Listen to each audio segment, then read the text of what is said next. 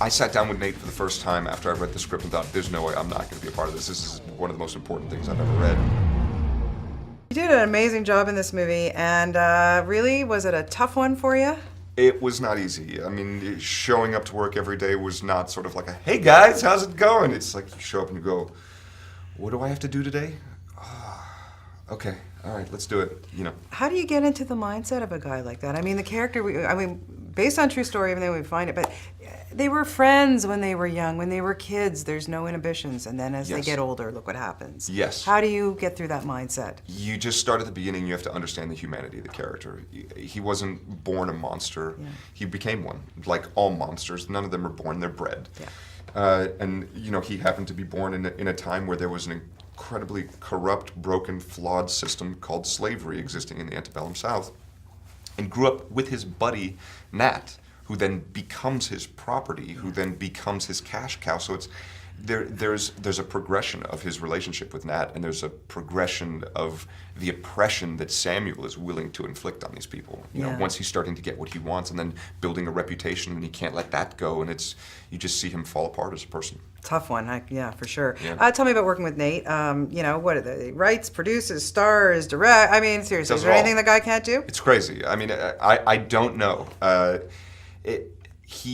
I sat down with Nate for the first time after I read the script and thought, there's no way I'm not going to be a part of this. This is one of the most important things I've ever read.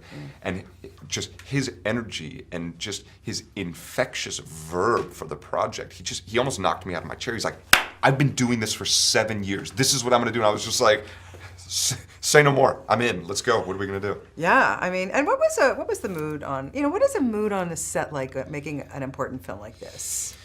You know, none of us ever stood around going, gosh, this is really important. Like, this could be really important. But we all knew that we're dealing with uncomfortable, painful, emotional things that each of us in the cast have a different history with.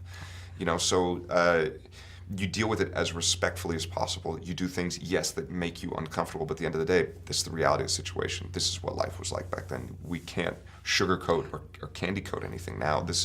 We owe it to the people who made it through. We owe it to the people of the rebellion to tell their story as accurately as possible. Yeah, absolutely. Did you do a lot of research, or was it all there kind of for you to formulate on the page? Both. It was there on the page, but I like to do a lot of research anyway, just to, I mean, because it's historically true. I could get their diaries and journals from the Turner family. I could get the ledger from the farm and see what they were growing and how hard economically they were up against times and why they had to resort to pimping out Nat.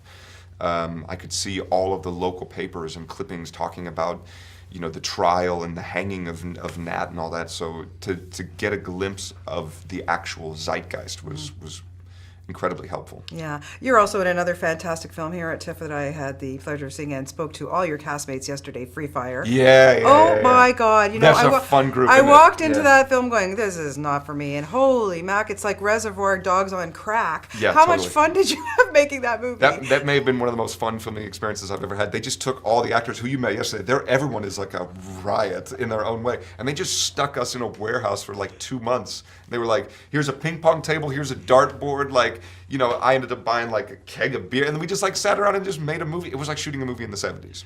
How many rounds, seriously, of gunfire was shot in the making of that movie? I would love to actually go back and find out, because it was a ton. I mean, at one point I'm sitting around going, did we really bring this many bullets into this warehouse? Like as the character? All right, sure. You know, you just go. Fun time. Brie Larson hold her own with all you guys? Of course, yeah, of course. She did, like a champ. She was great too. You all were really, really good, and just a wonderful job in this, man. Like, honestly, I don't know how you got through it, but you did an awesome job. Yeah, and it was great to talk to you, Armie. Thank you so much. Nice to see you. Welcome back to town. Yeah, thank you.